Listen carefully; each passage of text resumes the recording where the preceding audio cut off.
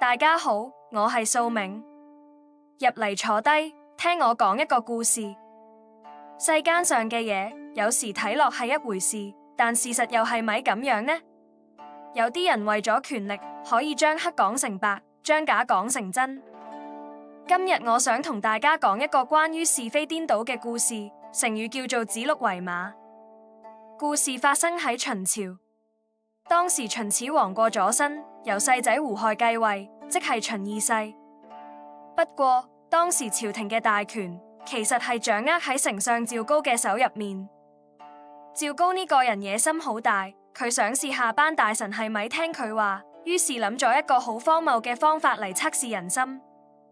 有一日，趙高帶住一隻鹿去上朝，佢同秦二世講話呢隻係一匹千里馬。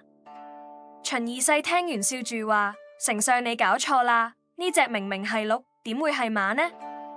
趙高完全冇退縮，反而問身邊嘅大臣，佢嘅眼神掃過每一個人，等緊大家開口。有啲人為咗討好趙高，跟住話係馬；有啲人驚咗佢而保持沉默。只有少數正直嘅人堅持話係鹿。佢哋嘅聲音雖然細，但係好堅定。事後，趙高就將嗰啲講真話嘅人逐一害死，令到朝廷上下再冇人敢違抗佢。指鹿為馬呢個成語就係形容人故意顛倒是非，混淆黑白。劇情到呢度，真相已經變咗權力嘅犧牲品。喺權力同利益面前，守住真相需要好大嘅勇氣。